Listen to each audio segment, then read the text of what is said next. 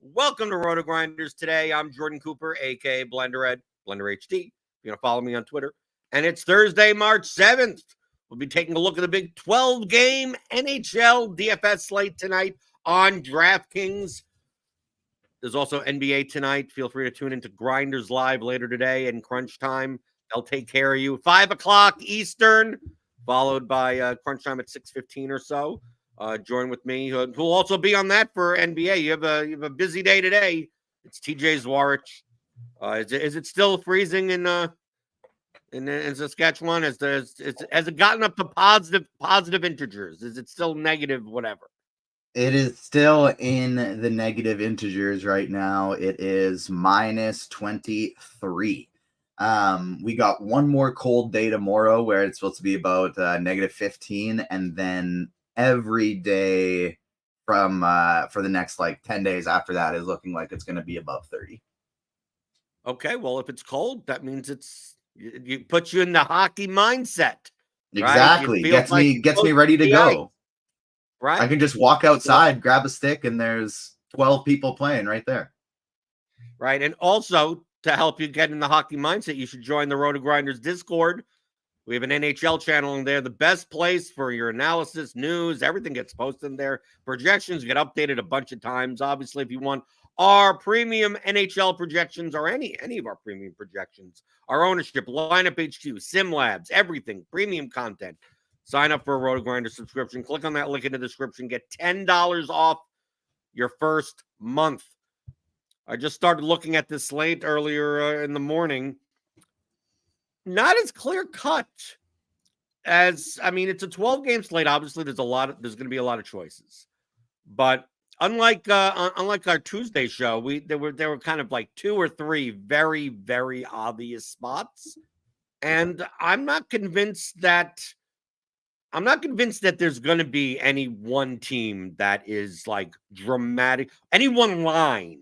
I think a better way of putting it, that's going to be dramatically owned. I don't think we can get a 20% owned line today, but topping the list, if we go to our starting lineups page, right, just to take a look, based on our initial projections, that it seems like from a value perspective in the mid-range, 2 teams that may be popular for rightful reasons. They have great matchups.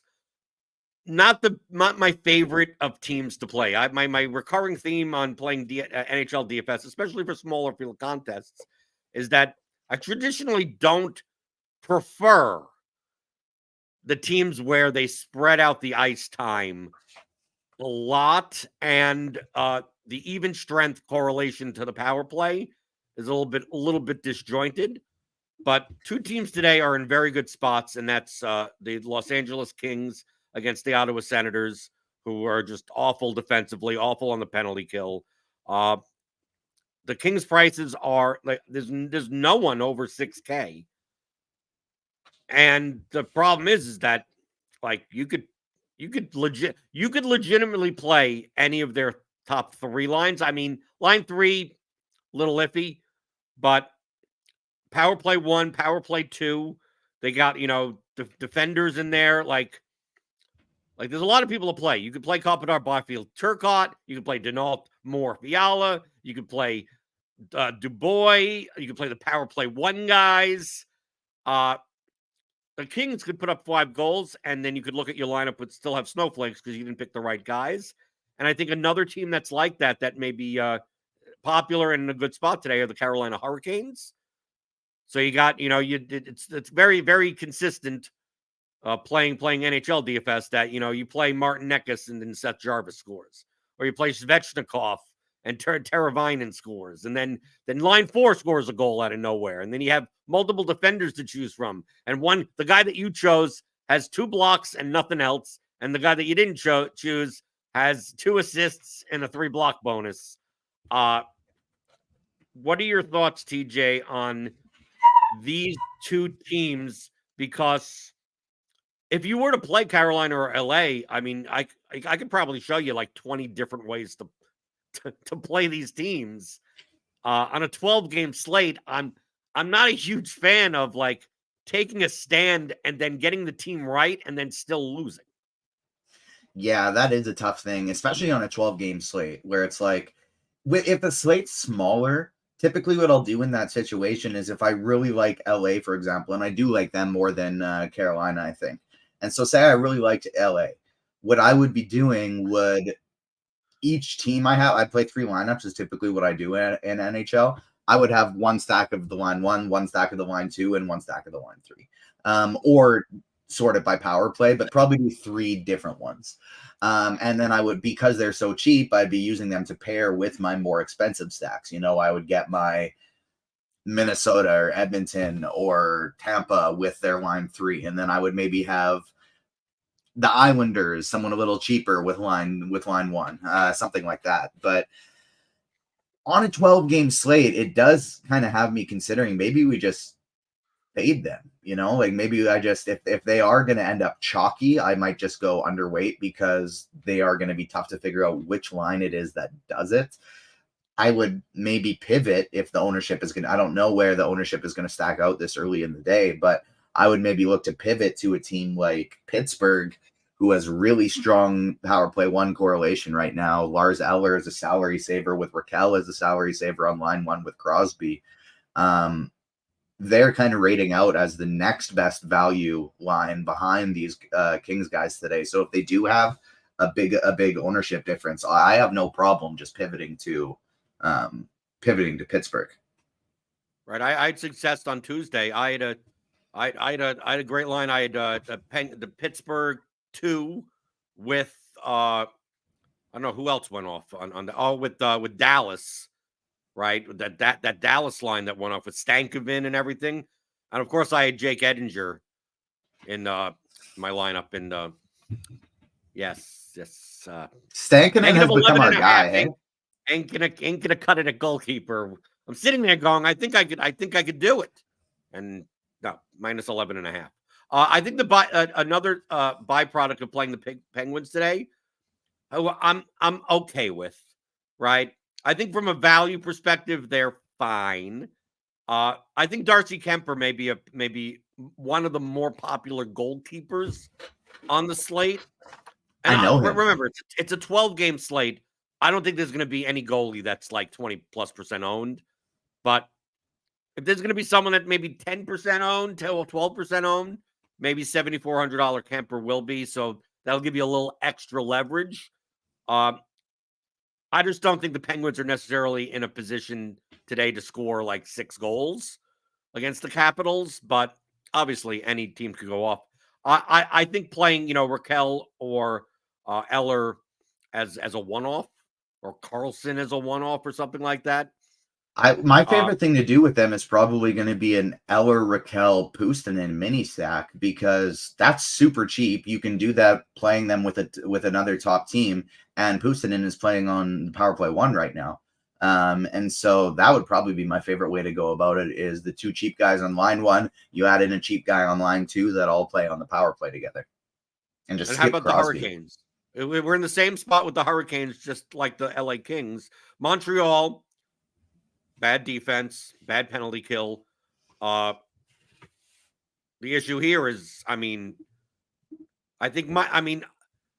am I going to sink more money into Michael Bunting? I've been playing him as like a one-off so many times, and he ends up with nothing. These guys really have no floor. Sebastian Aho probably is the best floor, but of course he's 7K. But Svechnikov, he may get 3 or 4 shots off, but if it doesn't score, he's no good. Line 2 would probably be my favorite one to stack here, just because of how cheap they are. Having said that, I think I'm more likely today to play Montembeault as opposed to the Carolina Hurricanes. I think he is likely going to be my favorite cheap goalie on the slate. There's just so much you can do with a $6,900 goalie. So especially if we see guys like Darcy Kemper and Urson pick up big ownership today, I'll take shots on Montembeault. Maybe I'll even take a shot on Corpy also. With obviously I think Swayman's going to be my favorite guy today. Right, but of course, whenever you take shots on these cheap goalkeepers, don't be shocked when when they get pulled. I mean, like, don't be shocked when they give up 4 goals in the first period. I will be, because I have been cheap goalies have gone well for me this year, so I will be shocked. On the higher end on the slate, I'm not sure. I'm looking at our projection on lineup HQ. I'm not sure how owned the 9K guys are going to be today. I think if you want to get Austin Matthews at low ownership, I think Toronto, I mean, it's a bad matchup against Boston, but I can never fault anyone for playing Austin Matthews because he could score a hat trick out of nowhere, but he's not going to project as well. The Oilers are obviously in a good spot against Columbus, but they're on the road. McDavid may not be as owned as he would normally be because of the size of the slate. I'm more interested in like Kucherov, Jack Hughes, because now that they finally priced, I mean, Kucherov is now up to 9,700. He used to be in the high 8Ks, low 9Ks, but the Tampa Bay lines, like, I'm very interested in this game in general, on both sides. With Stamkos now joining line 1, Stamkos was hanging out in line 3 for a while, but now, remember, I like when I get even strength correlation plus power play correlation in the same line. Stamkos is only 6,400. I think as a value I don't mind playing Stamkos. Give me line 1. Give me Hedman. I could play Cirelli instead of Point, right? I could play a Stamkos, Kucherov, Cirelli, Hedman line for Tampa Bay, and according to our DraftKings stack value page, for the high end, really expensive, Tampa Bay rates out the best on the slate. I have no problem targeting the Calgary Flames, and also I have no problem playing Flames against the Lightning because it's not like they're defensively sound either. The problem with the Flames is very similar to the Hurricanes and the Kings, is that good luck figuring out who's going to score. You got, guys on line 1 that don't play on the power play 1 unit. You got guys on line 3 that play together. They spread out the minutes, the time on ice fairly well amongst the top 3 lines. But I don't mind playing, maybe not in a correlated way, but I don't mind playing a Backlund or Mangiapane one-off or like Sharangovich or who. I mean, all these guys are like kind of in the 4K range. And then you got some defensemen, like I don't mind playing Weegar or Anderson. Probably Weegar on the power play 1 more than Anderson. But I don't mind playing these teams together. Like I wouldn't mind, even though it's a 12-game slate, to play, a Tampa Bay 4-man with 2 Calgary Flames guys on the other side. Because I think out of all these games, this may be the high scoring. Yeah, I agree with you there. I like the Lightning are my favorite stack on the slate tonight. I don't love Calgary as much. If I was going to stack them, I would, like either probably line 1 or line 2. But like even like Huberdeau and Sharangovich actually project a little bit better than the line 2 guys do. So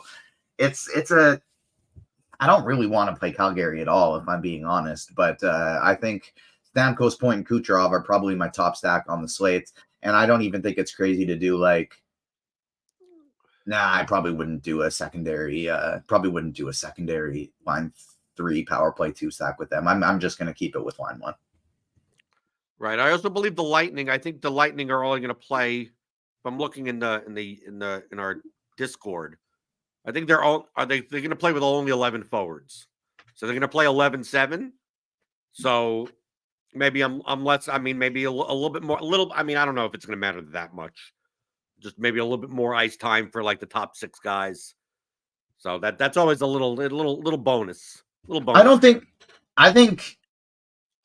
I take it back. I think you can do a Nicholas Paul, Michael Eyssimont, and Darren Radish mini stack too, as like a cheap 3-man to pair with a Minnesota. You always like these added. It's a 12-game slate. I can get a correlation with guys under 3K. I'm going to take it so that I can pair them with Boldy, Eriksson Ek, and Kaprizov, or McDavid, Draisaitl, and Hyman. If I'm going to do that, I'm going to go to the San Jose Sharks. I like this. Like, this is another game that I like both sides of. The Islanders, line one, right? I've done well with the Islanders. The Islanders weren't as owned as they should have been the other day. But you got Horvat, Barzal, and Nelson. You could always throw Palmieri in, although I think he's a little bit overpriced. I mean, their defenders or whatever. Maybe you play Pulock or something like that. But dude, if I want to play a cheap team, I love playing teams against the Islanders. The Islanders aren't a bad team, but they do give up a lot of shots. So as long as the Sharks don't get into penalty problems, like Duclair, Zetterlund, Granlund, Eklund, they're fairly condensed in how they play.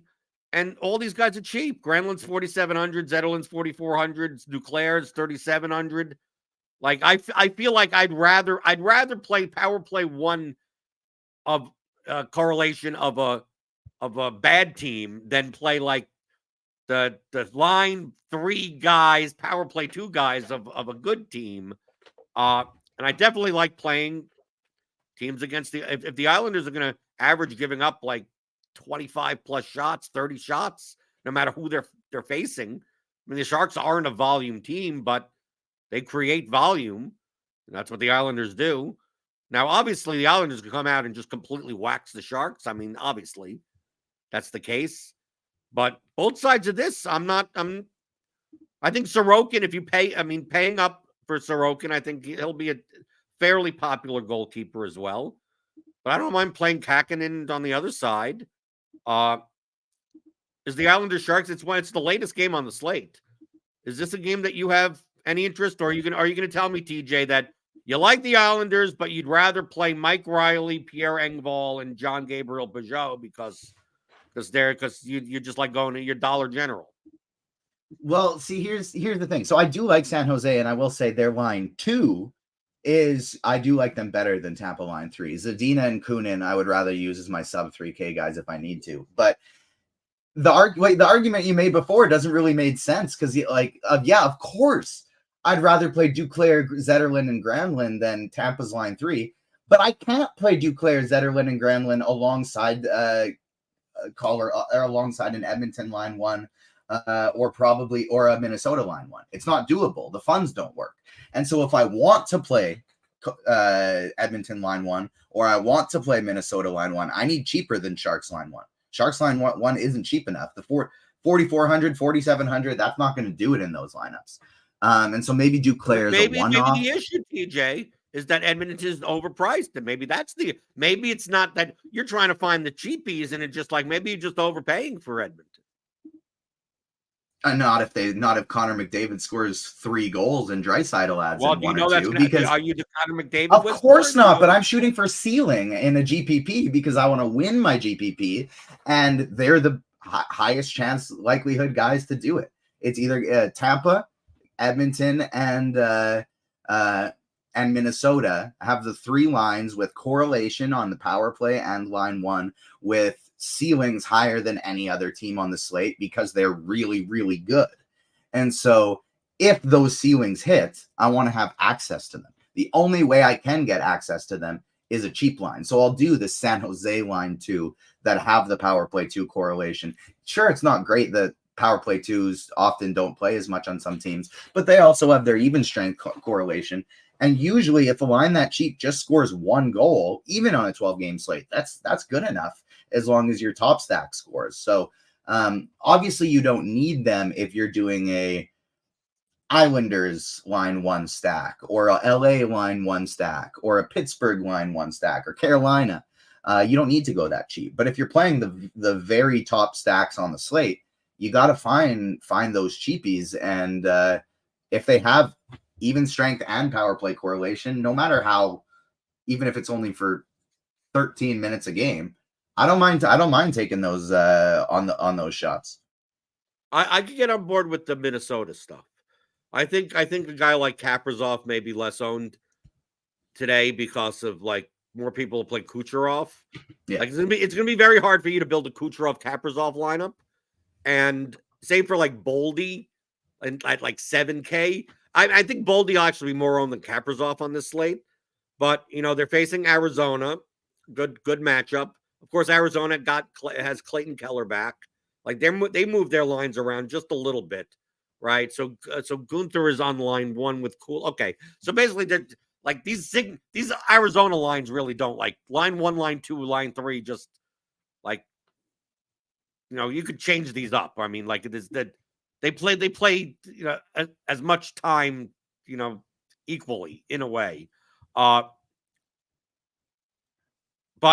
playing Brock Faber, like you play Faber, Boldy, Kaprizov, Eck. I mean, it really depends on what I feel like.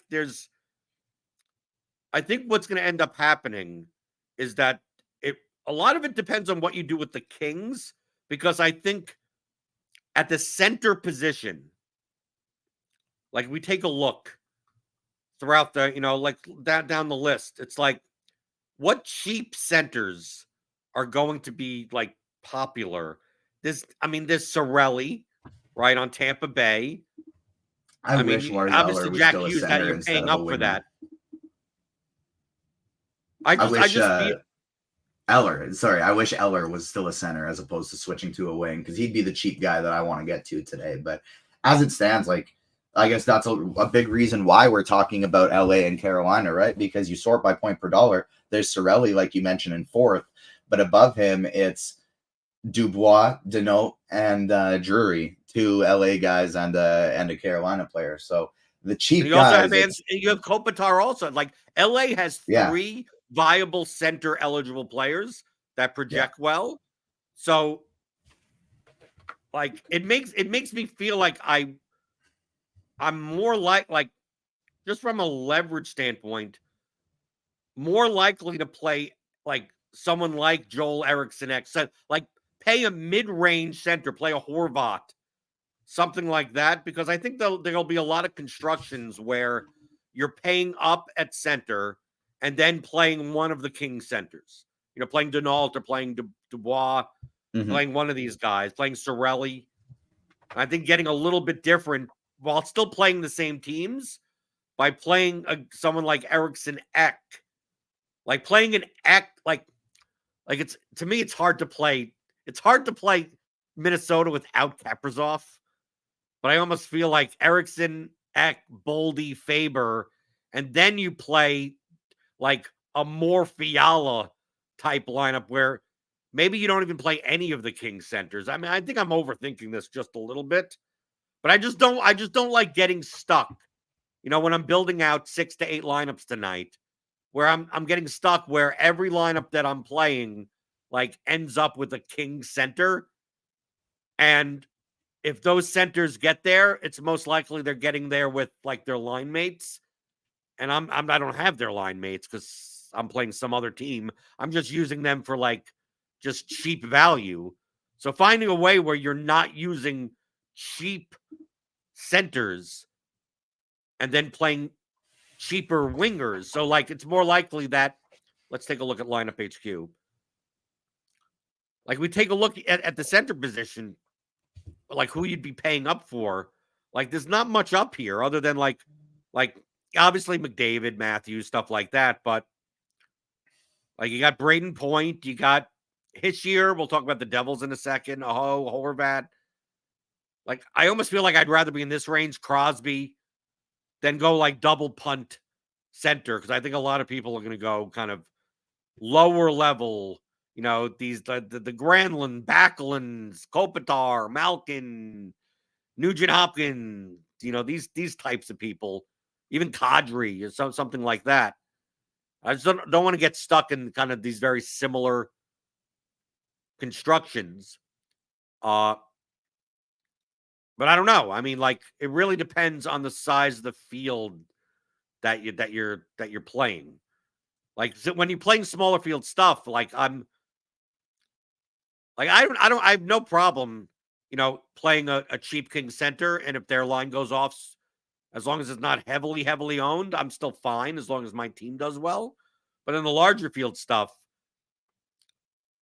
Like in the larger field stuff, for instance, TJ, for the Penguins. Like if I play Eller and Raquel, like it's hard for me not to play Sidney Crosby. Because I feel like if both those guys, if you get both Eller and Raquel with a goal or three goals between them, like it's hard to say that Sidney Crosby's sitting there with like less than 20 points because he's the one assisting those goals. He's the one on those lines. So I try to avoid those situations. Yeah, after seeing how the center position kind of shakes out, I take back what I said earlier about liking maybe the Eller, Puustinen, and Raquel stack, just because it's really hard to do with all of them being wingers. It is easier to either include a Malkin or include a Crosby. And Malkin is somebody at that price tag that I don't mind as a potential one-off or a mini stack, a Malkin Puustinen or a Malkin Riley Smith mini stack. But a couple of the other one-offs I don't mind here. We talk, like Braden Point is obviously going to be my favorite guy here, and I'd love to stack him up as much as possible. But I think other guys I would go to just on their own is Horvat, like you mentioned, maybe Aho on his own, but then Nazem Kadri and Tage Thompson a little bit cheaper are probably my two favorite. Another team that maybe worth targeting today, if we take a look at reload the stack values page, which you can get if you're a premium member. I like sorting by value, right? So we see here, sort by LA. Right. You see LA, LA3, LA2, LA, San Jose, LA Power Play 1, San Jose Power Play 1. We start seeing like the Devils, like line 1. I mean, the thing about both line 1 and line 2 and the power play are viable, but they've become a team. We take a look at the starting lineups page that, I mean, you really only need to really pay attention to the top two lines, but it's kind of a mismatch, right? Like his year's not cheap anymore. His year used to be in the mid 5Ks. He's now 7,100. And then line 2, obviously, I prefer Jack Hughes. But this line gets very, if you're going to play power play 1 correlation on the Devils, I mean, you're getting up. I mean, it's going to be almost it's going to be as pricey as like Minnesota, right? If you're going to play Hughes, Hischier, and Brad and Toffoli, I mean, like these guys, like you're not getting a break anywhere. And then also on the defender side for the Devils, I mean, Nemec is not even in the, like, there's not even, I don't think he's even playing anymore. But really, like, Luke Hughes, like, the guy doesn't do anything. I mean, like, the guy that, like, essentially he's there, like, does he get assists? And if he doesn't get assists on the power play, he gets nothing, right? And he usually doesn't get assists. Right. That's what I'm saying. Yeah. So it hurts my total lineup construction because it's hard for me to even pair a defenseman with my Devils lines. That I think I'm much more likely to take a shot on getting the right Hurricanes players. Can you play Jack Hughes as a one-off at 9,500? I guess. But on 12-game slate, I feel like, dude, if Jack Hughes puts up 40 fantasy points, like, it's hard for me to say that no other Devils get there. Like, how does that happen? Right? On a 6-game slate, it's a different story because there's less opportunity cost. But here, it's like I feel like I do not want to play any of the higher price options in a non-correlated way outside of maybe Austin Matthews, because Austin Matthews can actually get there without anyone else getting there. More than anyone else. Like even McDavid, I guess you could play as a one-off, although I'd prefer correlating him because he's more likely to get multiple assists. But I mean, like, I'd much rather, like, to me, Kaprizov, one-off, beautiful. Pasternak as a one-off, no problem, right? Nylander, all the guys that that have 5+ shot bonus type play. It's like, dude, they could get, like, dude, I don't need assists, right? I mean, the guy could get there on, Kaprizov could shoot at 8 shots, 2 goals, and no one else gets there because the assists, go around and whatever. Well, in Minnesota lineups too, like these Minnesota guys are strong one-offs, especially Kaprizov, because their line correlation is so expensive. And so say you get Kaprizov with 40 points and then the other guys have 20. Well, you might be fine not having the other guys who have 20. The last team I wanted to touch on, I may go overlooked. I don't know. It's hard for me to say on this slate because I think stuff is going to be spread. I think stuff is going to be spread out enough. And even when it comes to the Hurricanes and the Kings, there's enough options on those teams that I don't think anyone is like. If you say, "Oh, the Kings are going to be popular," but it's not like they're condensed. It's not like Edmonton. Like if Edmonton's popular, Connor McDavid is 25-30% owned because who the hell else are you playing on Edmonton, right? You see Draisaitl and Bouchard and all the power play one guys, right? If Boston is popular, like it's Pasternak, right? On LA and Carolina, you could say maybe all these guys are around 10% owned, right? You look at the Kings and you go, there's 8 of them that are 10% owned, but there's not one of them that's like 20+% owned. It's a team that I think is condensed. I like playing. They're doing well. The Sabres, pretty good matchup to me. Or maybe people just don't go back to Nashville Power Play 1. I never mind playing Roman Josi. I never mind playing Philip Forsberg, right? You can mix in whatever you want from there with a Nyquist. I mean, there's not many people that you'd play on Nashville. It's kind of like 5 guys that you would even consider. It's not like we've seen the Sabres give up 7 goals in games, so they're playing at home. I'm not sure how owned the Predators are going to be today. Interestingly enough, there's 3 teams on the screen right now that I think are very viable in tournaments. And so the Predators, I think, are a great call. I love their line 1 correlation. Josi is my favorite defenseman to spend up on in the league. And so I'm with you there. I, at times, like taking shots on their cheaper lines. I don't think I need it tonight just because it's not like Nashville's in that great of a spot. I'd rather do that if they're in a really good spot. Dollar General. As Dollar General, you don't want Evangelista. It's almost as if your assumptions about me are incorrect and I'm just right. But I don't think I need Nashville the cheapies tonight. Definitely not 3, maybe line 2. Maybe Cody Glass and Colton Sissons, but I don't think I need it. And so line 1 would probably be the one I'd go to the most. But I don't hate the idea of stacking up Skinner, Tuck, and Tage Thompson either.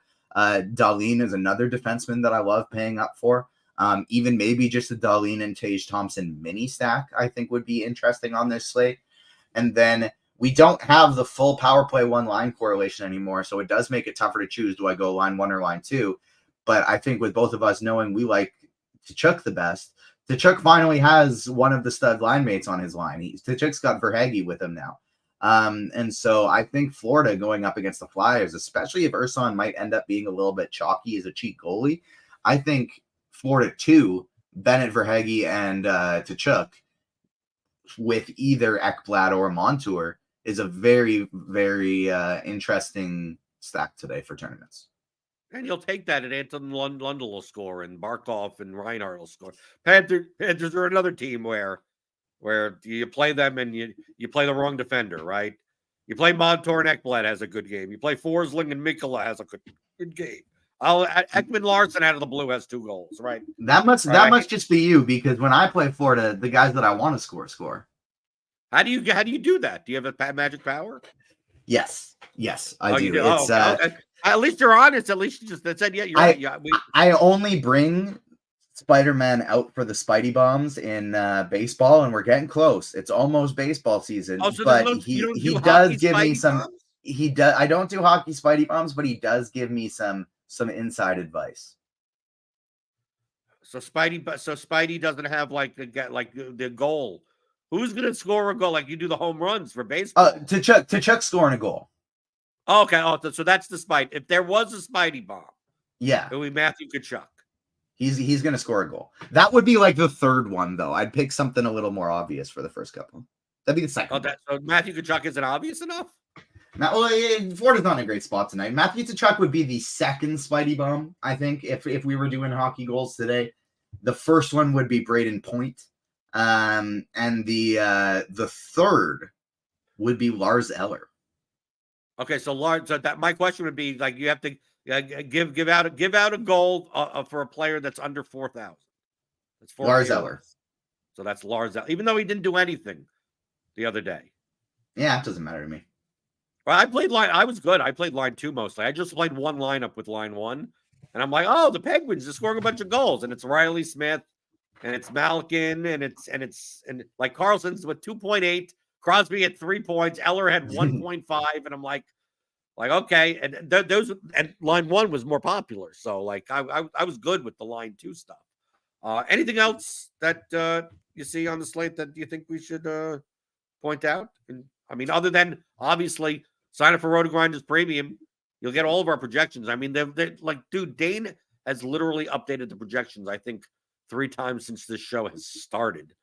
So, I mean, get on board and, keep on refreshing. Come back at 4 or 5 o'clock at night. Get all the goal rushes. He's already posting the defensive pairings for the Sabres. I mean, if you're not joining the Discord, which is free, which shouldn't be free, rotogrinders.com/Discord. I mean, dude, you could go there and with our projections, you don't need to know anything about NHL. Look, at the start of the season, I didn't know anything about NHL. I play like I know a lot more than I actually know, right? People come and look, you listen to us for 30, 35 plus minutes. You think I know something. Like, no, you wait until I pronounce a name wrong and you'll go, oh, okay. This guy doesn't watch the game at all. And you're right, I don't. I feel like we kind of crushed everything. We talked about everything we need to. The last thing I would want to kind of hammer home is my favorite cheap goalie today, Montembeault. It's not just because I like saying his name for the Canadians. I think at 6,900, he's my favorite cheapie.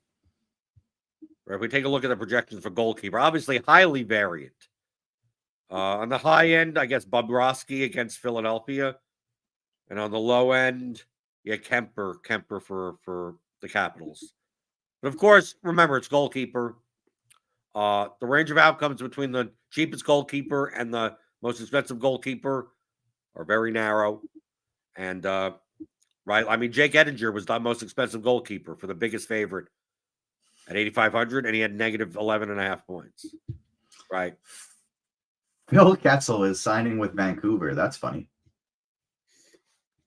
Well, if you want more of the news, join the Discord. Hit that thumbs up button on your way out the door. Hit the subscribe button if you're new here. Hit the notification bell to always know when we go live.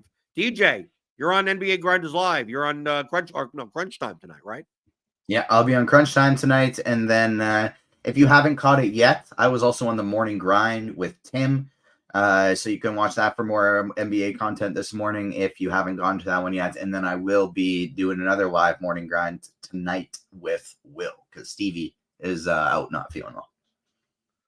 You're like our Swiss Army knife. You fill in, produce here, article there, show there. It doesn't matter the sport, right? That's the goal. You do it.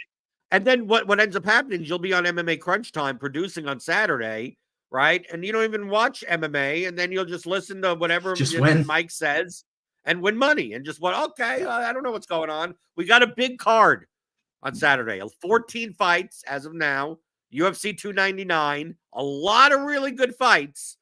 Well, I'll be talking with Squirrel Patrol tomorrow about that, but it's a card to look forward to. I think it's going to be a very entertaining card to watch. I think it's going to be very good for DFS, especially fingers crossed it stays at 14 fights. I think we may get a solo, 200K or whatever the first place on DraftKings, because there's a lot of combinations, and I'm not sure if the chalk is good. I'm not a big good chalk, bad chalk, but there's going to be a couple of fighters that are going to be heavily owned that I'm not sure should be heavily owned. But we'll talk about that tomorrow. So hit that thumbs up button. Like I said, give me the thumbs. And I'll be back tomorrow talking about all things you're thinking about in daily fantasy props and pick'em on RotoGrinders Today.